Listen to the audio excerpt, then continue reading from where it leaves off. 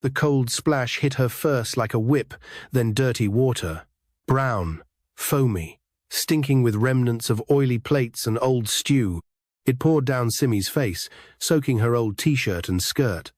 Her hair clung to her forehead, her arms trembled, and her eyes widened in shock. All she had done was beg for a job. Just food. Just anything. People inside the roadside restaurant didn't help. They laughed and laughed. "She wan chop for free, a beg," one shouted. "See her face like suya," another said, cracking up while chewing a piece of meat. The man who poured the water, the buka owner, stood tall like he had won a prize. "Next time, no come here beg like fly. I be businessman, no be Mother Teresa." Simi stood still for a moment. Then her lips began to tremble. Hot tears mixed with the cold, dirty water on her cheeks. Her legs almost gave way. She hadn't eaten since morning. Her stomach ached, her chest pounded, and her vision blurred. But just as she was about to fall, a sharp, deep voice thundered from the entrance.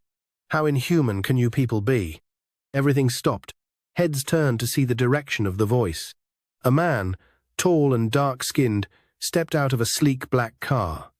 He wore a white shirt, neatly tucked into black trousers, and his voice came like thunder. Behind him, another expensive car pulled up, with two men in black stepping out. Simi blinked. Who was this man? Why was he angry? For her. The restaurant owner shifted, suddenly unsure of himself. "Ogre, I was just—" "Shut up," the man barked. "This girl could have died here today. And you made it a joke?" He marched over to Simi. She flinched, thinking maybe he too would insult her. But instead, he bent low, pulled out a white handkerchief, and gently cleaned her face. "What's your name?" he asked softly. She hesitated. Simi." "Come with me, Simi." Her mouth dropped open. "Why?" she asked, half scared, half confused. "Because you deserve better than this." 3 months earlier. The sky over Ashodi was the color of dusty smoke as 19-year-old Simi sat by the tiny wooden table in front of her parents' abandoned bungalow. A few pure water sachets dangled from strings, and a small table held cabin biscuits, some rolls of tissue, and sachets of seasoning cubes. It wasn't much, but it was hers. She wiped sweat off her brow and glanced inside the house where Abdul, her 15-year-old brother, sat, his legs bandaged, reading an old book. That cut on his leg was getting worse, but she didn't have money for drugs. She looked up at the sky. "God," she whispered, "help us. Just one person. That's all we need." It hadn't always been like this. Simi once had a mother who tied scarves in pretty knots and made the best jollof rice on the street. Her father? A tall, smiling man who always called her my star. Then, one Sunday afternoon, a trailer with bad brakes changed everything. Their bodies came back home in white caskets. Abdul didn't cry. Simi did for weeks. At the funeral, their father's cousin swore, "We'll take care of the children." Their mother's sister, Auntie Joyce, even took them in. But the promises were lies. By the 2nd year, Simi was scrubbing floors from dawn till night, and Abdul was hawking groundnuts, with feet too small for the job. No school, no care, no love. Then one night, Simi overheard Auntie Joyce whispering to a neighbor, "Make them go back to their papa house. I no kill their parents." That was the final straw. The next morning, she took Abdul's hand and said, "We're going home." Their parents' house had broken windows, no electricity, and leaking ceilings. But it was freedom, and she would do anything to protect it. Now, in the present, Simi sat inside the back seat of the luxurious black SUV, fingers clenched tightly in her lap. She couldn't stop shaking. The man beside her, Mr. John, turned slightly. "How long have you and your brother been on your own?" Simi sniffed. "Since I was 12. He was just 9. He nodded slowly. "And your parents?" "They died when I was 10. Car accident." Silence filled the car. Then he said, "I lost my parents at 8. Raised myself too. But I had help eventually. You will too." She turned to look at him. "You really mean it?" she asked, her voice breaking. "I don't make empty promises," he said. The car pulled up at a clean hospital compound in Ikeja. It was nothing like the one Simi had managed to pay for with her last money. "Is this for Abdul?" she asked. Mr. John smiled. "Yes. Let's go bring your brother here." That night, as Simi sat beside Abdul's new hospital bed, watching him sleep peacefully for the first time in weeks, tears rolled down her face again, but this time from relief. Mr. John had brought a nurse, arranged for a doctor, and told the hospital management to charge everything to his company. Simi stood up, quietly tiptoed to the hallway, and whispered to herself, "Maybe God didn't forget us after all." Then her phone rang. It was a number she didn't know. "Hello?" she said, holding the phone close. "Simi?" came a sharp, familiar voice. Her heart skipped. "Auntie Joyce? You now think you're a big girl, eh? You think we don't know you're following big men about? They even say you entered one fine car today. Let me warn you, whatever you're doing, stop before you shame us." Simi froze. "You didn't help me when I begged you," she whispered. "You left me to suffer." "Be careful, Simi," the voice growled, "or you'll regret it." The call ended, but something inside her stirred. No, she wasn't afraid anymore. She wasn't alone. And tomorrow, she would finally meet the rest of Mr. John's family. Mr. John's house was the kind of house you only see on TV. Tall white gates, polished floors that reflected like mirrors, flowers that danced in rows like trained soldiers. And then the building itself, 3 stories high, glass windows everywhere, and a silver lion statue at the front, like it was guarding a secret. Simi held Abdul's hand tightly.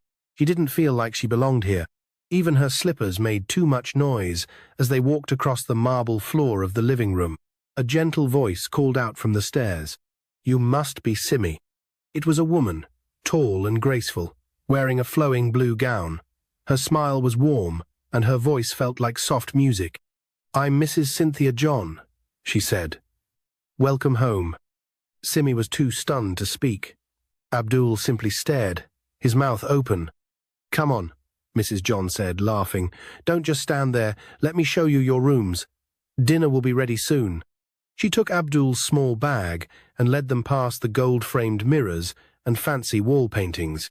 They passed a hallway where 2 girls peeked out, a fair girl with curly hair and another with braids and glasses. Mrs. John smiled. "That's Glory and Janet, our daughters. They're excited to meet you." Simi looked down at her old clothes, ashamed. But Mrs. John turned and said gently, "Sweetheart, I didn't bring you here for how you dress. You're family now." Something cracked inside Simi. A wall, one built from years of suffering. Later that night, food was served. Dinner was like a dream. Abdul had never seen a real dining table that big, with forks and knives and different plates for rice, chicken, soup, and fruit. He giggled quietly as he poked a piece of grilled fish. Mr. John sat at the head of the table, watching with kind eyes. Earlier, Simi and Abdul got to meet Glory and Janet, Mr. and Mrs. Johnson's children. So as they ate, Glory asked Abdul questions about football while Janet showed Simi how to use a dessert spoon. For the first time in a long time, Simi ate without thinking about the next meal. After dinner, Mrs. John handed her a bag. Inside were new clothes, shoes, and a pink phone. "A phone?" Simi gasped. "You'll need one for school," Mrs. John said with a wink. Simi nearly cried, but the peace didn't last. 3 days later, a video went viral on Facebook. A badly recorded video, shaky and grainy but clear enough. It was Simi, standing outside the buka, her face wet with dirty water, her clothes soaked, crying and begging. The man filming could be heard laughing. "She say she one chop without money. Omo, see beggar, way one work. Na she no day shame." Within hours, it had over 200. 0 view. Comments flooded in. Why she go disgrace herself like that? This one no get home training. Why she they cry like that? Na acting be this. This is what happens when small girls want to blow. Simi saw the video the next morning. She almost fainted. Her phone rang non-stop. Some unknown numbers, some from old classmates, some from strangers. She sat on the bed, hands shaking. Abdul stared at her, confused. Then she heard footsteps. Mr. John walked into the room holding a tablet. He sat beside her and said softly, "You've seen it, haven't you?" Simi couldn't speak. Her lips quivered. I didn't know someone was recording me," she whispered. "Please, I didn't mean to shame you. I'll leave if you want." Mr. John's eyes didn't blink. "Simi, you think I care about what some cowards say online?" She looked up, confused. "That video is titled like it's your shame. But it's not. It's your proof that you've been through fire and you didn't die." He stood up and added, "In fact, that video is the beginning of your rise." Then he did something unexpected. He posted the video himself, but this time with a new caption. This girl was begging for food after losing her parents. She was poured dirty water by a man who laughs at her. "I found her. I will change her life." The post exploded. 10,000 shares in 1 hour. People began to comment differently. "She's strong. She's a fighter. Who's this girl? She deserves support. Ogre John, please update us. How is she doing now? Please tell her the world is proud of her." Simi's jaw dropped. "But why would you do that for me?" she asked, her voice shaking. Mr. John smiled. "Because one day you will help others. And this video? It will remind you where you came from." A few weeks later, Simi was officially enrolled in a top private university. She got a new laptop, books, and a wardrobe that made her look like she had been born into wealth. But the truth was different. She never forgot. And neither did the internet. Every now and then, someone would repost the video titled, "Girl Gets Humiliated Begging for Food." But it no longer hurt her. Now, it was her badge of honor. But peace was short-lived again. One afternoon during class, she got a message from an unknown number. The message said, "You think you've escaped your past, but I still know who you are. Let's see what happens when I leak your secret." Simi stared at the screen. Her heart pounded. "What secret?" she whispered. Then a second message arrived. A photo. Her, hugging Mr. John in the hospital hallway. Innocent, but taken out of context. It looked different. It looked scandalous. Another message followed. 1 million naira, or the video goes live tonight. TikTok, Instagram, YouTube. Simi's hand trembled.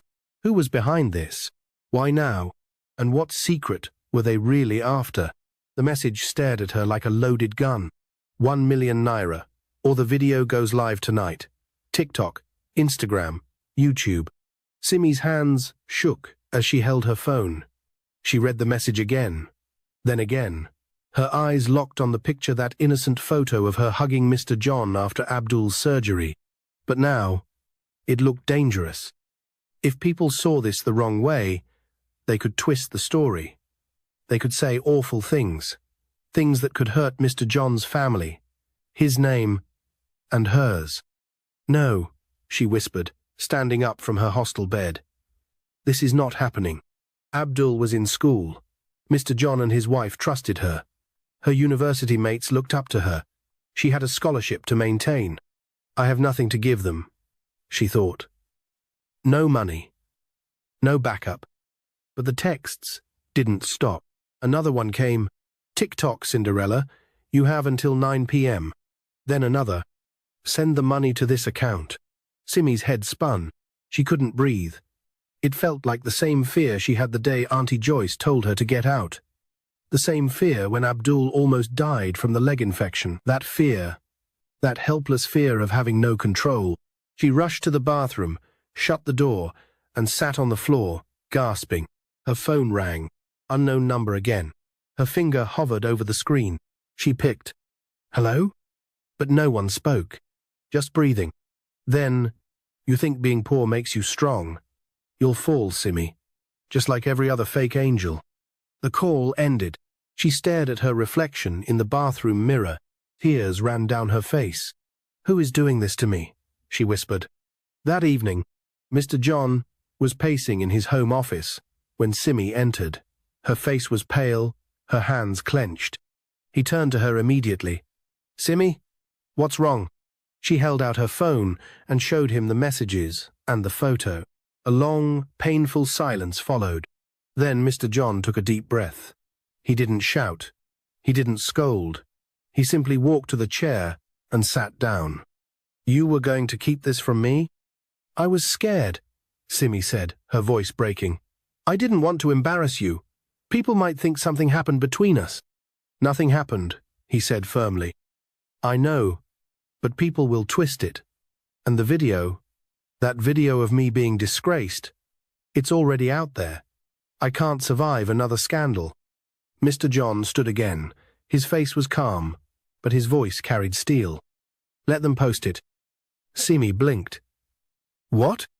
"Let them post it," he said again. "I don't care what lies they spread. What matters is the truth." "But what about your family, your company?" He looked her in the eye. "My family knows who I am. And I know who you are, Simi. If we run now, we give them power. But if we stand, they'll crumble." Then he picked up the phone. "Hello, Thompson. Track this number. Get me everything. I want a name." Less than 2 hours later, Thompson, Mr. John's personal security agent, called back. "We have a name, sir." "Talk to me," Mr. John said. The messages came from a SIM card registered to Joyce Adebayo. Simi's heart froze. "Auntie Joyce?" "Yes, sir," the voice said. "She sent the threats." The video was recorded by someone who recognized Simi in the restaurant, that Dayan of Auntie Joyce's neighbors. She paid him 10,000 naira to follow Simi, take the picture, and make it look romantic. Simi sank into the chair. "She never stopped hating me," she whispered. "Even after everything." Mr. John's face hardened. "She's trying to destroy your second chance." "What do we do now?" Simi asked, her voice shaky. Mr. John walked over to his desk. "We fight back, but not with threats, with the truth." That night, a new video was uploaded on Mr. John's official social media pages. It was a well-edited clip showing Simi's story from the beginning. Her parents, the hardship, the dirty water scene, the day she met Mr. John, and most importantly, the audio of the blackmailer. A caption read, "Poor orphan girl went to a restaurant to ask for leftover, but was disgraced, and now she's being blackmailed." The internet exploded. Over 1 million views in 24 hours. Hashtags began to trend. "Stand with Simi," "Stop the shame," "From beggar to boss." People began sending love, support, and even donations. Journalists reached out for interviews. Bloggers called her the girl who refused to break. And Auntie Joyce? She disappeared. But not for long. Because the next morning, something unexpected happened. A police van parked in front of Mr. John's mansion. Simi was outside watering the plants when 2 officers walked up the driveway. "Good morning," one said. "We're here to speak to Miss Simi Adeola." She froze. "Me?" "Yes. We have a report linking you to cyber fraud and emotional manipulation of a public figure." Her mouth dropped open. "What?" Mr. John rushed out as soon as he heard. "What is the meaning of this?" he demanded. "We're just doing our job, sir. Someone filed an official petition. With evidence." Simi's whole world tilted.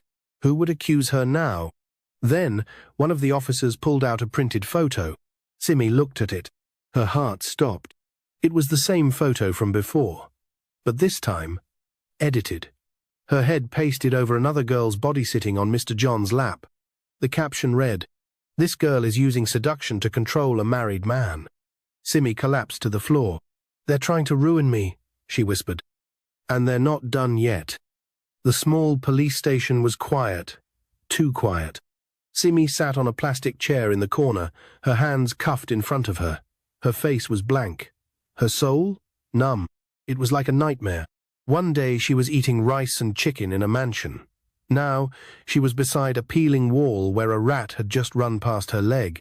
She had been arrested in front of the house that saved her, accused of seduction, fraud, emotional manipulation. "Why is this happening?" she whispered to herself. "What did I do wrong?" Across from her, Mr. John argued with the station officer. "This is not only baseless, it's evil," Mr. John's voice thundered. "But sir," the officer replied with a shrug, "the complainant claims she has more evidence. bank statements showing the girl received over 200. Zero from your account. She's under my care. Of course she receives money. For food, clothes, medicine. She says it was for other services. The officer replied coldly. Mr. John clenched his fists. Joyce, he growled under his breath. This has her stench all over it.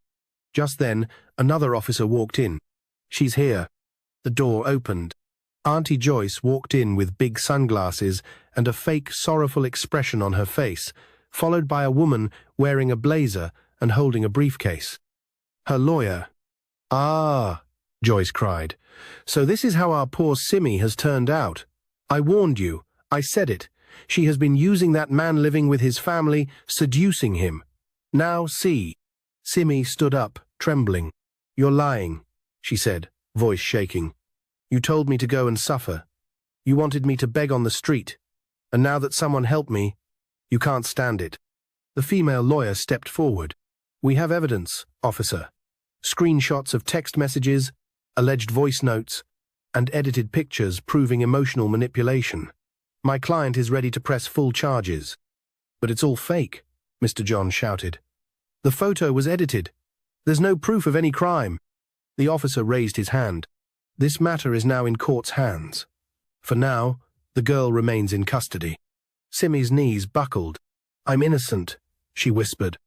Joyce walked closer, leaned in, and said low enough so no one else heard. I warned you, didn't I? You should have stayed in the dust. Now, I'll drag you back to it. Later that night, Simi lay on a thin mat in a cold cell. The walls were grey and stained. One weak bulb flickered like it was about to give up. She stared at the ceiling and silently prayed. God, if you're real, if you still hear me, don't let my story end in shame. She thought about Abdul. Was he safe? Was he scared? Would he ever trust her again? Meanwhile, back at Mr. John's mansion, all was not well. The video had started to spread. But this time, it wasn't the restaurant disgrace video. It was the new one fake and damaging. Headlines online screamed, Young girl seduces billionaire? Is this how she paid for her university? Behind the mansion walls, the real story? People who had once praised Simi now began to comment. I knew she was too quiet to be innocent. You can take the girl out of the street, but... Ogre John, explain this. Oh. Mrs. John sat alone in the bedroom, tears in her eyes, holding her phone. She loved Simi. She had cared for her like a daughter. But now, the doubt was creeping in. Mr. John walked in and saw the look on her face. You believe them? He asked quietly. She wiped her eyes. I want to believe her. But this is too much, John. My friends are sending me this. My sisters. Our staff are whispering.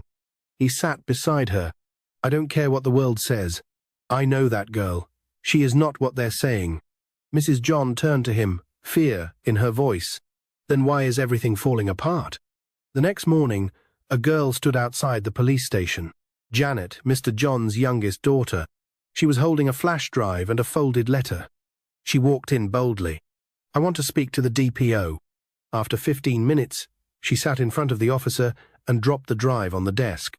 I know who edited those photos. The officer raised his brow. You? Yes. I traced the image back to a graphics vendor on Instagram. He accidentally posted a version of it without Simi's face before quickly deleting it. But I already screen recorded it. She opened the laptop and played the clip. The officer watched closely. It was true. The original image showed a totally different girl on Mr. John's Lapan actress from a movie scene. The editor had simply pasted Simi's head and blurred it slightly. Janet also showed the transfer receipt. Auntie Joyce had paid 15. Zero to the editor 3 days before the fake photo surfaced. The officer leaned back, stunned. You're saying this whole thing is a setup? Janet nodded. A wicked one. And Simi is suffering for it. That afternoon, Simi sat quietly when the cell door creaked open. She didn't even turn. But then she heard a familiar voice. Sis? She gasped. Abdul. He rushed in and hugged her tightly. Behind him stood Janet, Mr. John, and 2 officers. You're free, Simi, Janet said, smiling. We found the truth. Simi blinked hard. It's over? She whispered. Mr. John stepped forward. No, Simi. It's just beginning. The press conference. The next day, cameras flashed like fireworks in front of the main hall of Mr. John's company. He stood at the podium, Simi beside him, dressed in a navy blue gown with her head held high. This, he said clearly, is the young woman some people tried to destroy with lies. But today, we stand here with proof. She is not a seductress. She is not a fraud. She is a survivor. The crowd clapped. She once begged for food and was poured dirty water. But now, she's on her way to becoming one of this company's youngest interns. Gasps echoed. Simi stepped forward, her voice shaking but strong. I was an orphan. I begged. I cried. I worked day and night to survive. They tried to break me, but I'm still standing. And I promise to help others like me rise. Tears rolled down people's cheeks. The video of the press conference was shared worldwide. Even celebrities reposted it with captions like, Simi is a warrior. We stand with her. From disgrace to grace. But somewhere in Lagos, Auntie Joyce was watching from a small TV in a cramped one-room apartment. She looked older, bitter, alone. Her phone buzzed. A message from a private number. You lost this round, but I'm not done with her. Neither are they. Joyce's hands trembled. She typed back, Who is this? No reply. Just one last message. Watch what happens next. She's not as safe as she thinks. The breeze that morning was gentle, the sky a pale blue, and the compound of the university was filled with chatter as students returned from their morning lectures. Simi walked across campus, books in hand, wearing a calm smile. Her hair was packed neatly, and for once, the stares she got weren't from pity or gossip but from admiration. She's the girl that was disgraced and rose, they said. She's now Mr. John's intern. She even survived a blackmail scandal. And yet, Simi didn't feel proud. She felt cautious, because something didn't sit right. She doesn't know what it is yet, but she was still scared. And now, even though Joyce had gone silent and her enemies had been exposed, a darker shadow was moving. Later that day, inside the main office of John Tech Electric, Mr. John sat in a meeting with two investors. Simi was present, typing notes beside him as his personal assistant intern. Just as Mr. John was about to close the deal, one of the investors leaned back and asked, Mr. John, before we proceed, I hope you're not planning to promote that girl too fast. Mr. John blinked. Excuse me? The man chuckled. You know, the one with the restaurant drama and online scandals. We've heard stories, whispers that she's connected to your family in a very special way. Simi felt the blood drain from her face. Mr. John leaned forward, voice low and sharp. That girl is a survivor, a warrior, and she has more honesty in her little finger than some men have in their entire careers. The room went silent. The investor coughed. Apologies, sir. We didn't mean... You did, Mr. John cut in. But I meant what I said too. He stood up. This meeting is over. Simi sat frozen, heart pounding.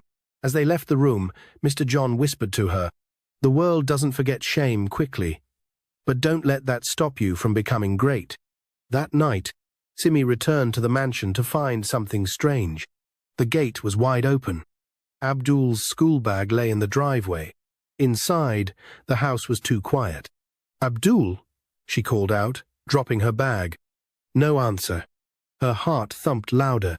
She climbed the stairs and saw one of the maids standing by the door to Abdul's room, shaking. What happened? Simi asked. The maid stammered. I saw someone. In black clothes. They grabbed him from the garden. Simi's scream shook the entire house. What? Mr. John, who had just returned from the office, rushed upstairs. What is it? Simi pointed to the maid. They took Abdul. Someone kidnapped him. Mrs. John gasped. Janet and Glory came running up in panic. What? When? Mr. John whipped out his phone and called Thompson. Track Abdul's phone now. Lock the gates. No one goes in or out. But it was too late. Abdul's phone was already off. The last signal, Ikorodu, a slum area far from the city. Mr. John, Simi, and 2 security men raced through the Lagos traffic, hearts in their throats. In the car, Simi kept whispering, "Please don't let him be hurt. Please." Her hands were clenched, eyes wild with worry. Mr. John placed a hand on her shoulder. "We'll find him." But Simi shook her head. "This is because of me. They know they can't reach me anymore. So they went for Abdul." Her voice cracked. "I failed him." "No," Mr. John said firmly. "They failed humanity, but we won't let them win again." In a shack, somewhere in Ikorodu, Abdul sat on a broken plastic chair, hands tied, mouth gagged.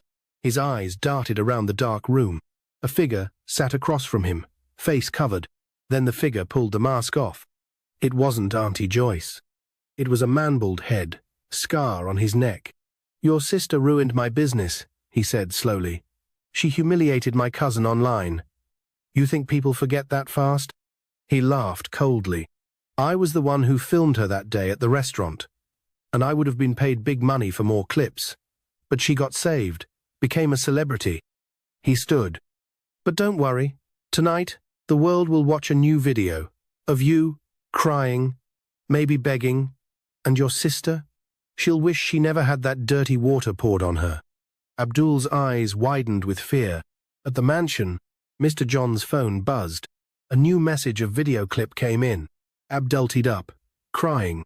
Caption: 5 million or this video goes live. You have 3 hours. Mr. John's jaw tightened. Simi dropped to her knees. "They'll hurt him." "No," Mr. John said. "They made a mistake sending this." Thompson appeared beside them. "We've traced the background sound. There's a mosque nearby, and a mechanic shop. I know where it is. Let's go." The final confrontation. They stormed into the hideout just in time. The man with the scar was about to press upload. Mr. John tackled him to the ground while Thompson knocked the phone away. Simi rushed to Abdul, cutting the ropes with shaking hands. "Abdul, I'm here." He coughed, crying, but smiled through the pain. "I knew you'd come." The police arrived 5 minutes later. The man with the scar was arrested. He had been blackmailing other people for years. Simi was just his biggest target. But not anymore. A month later, Simi stood on stage at her university's Hall of Fame ceremony. She had been named the Most Resilient Student of the Year. The crowd cheered wildly. Even Glory and Janet waved their placards from the crowd. "Go, Simi." From gutter to glory. She stepped to the microphone, paused, took a deep breath, and said, "I was once the girl you laughed at online. The girl who begged for food and was poured dirty water. The one you called shameless. But I never gave up, because pain doesn't define you, your choice to rise does. I'm still here, I'm still standing, and I am not done." The audience roared. Mr. John and his family stood clapping with pride. Even Auntie Joyce, watching secretly from a corner of the hall, slowly lowered her head. She had lost. Completely. Simi went on to open a foundation for orphans and street children called the Water Girl Project. Its goal was to find other Simis, to give them the help she got, but hopefully to make theirs earlier than hers. Simi's aim is to make sure no poor orphan girl ever had to beg for leftovers, again only to be disgraced. If you like this story, like, comment and share, and don't forget to subscribe for more interesting stories.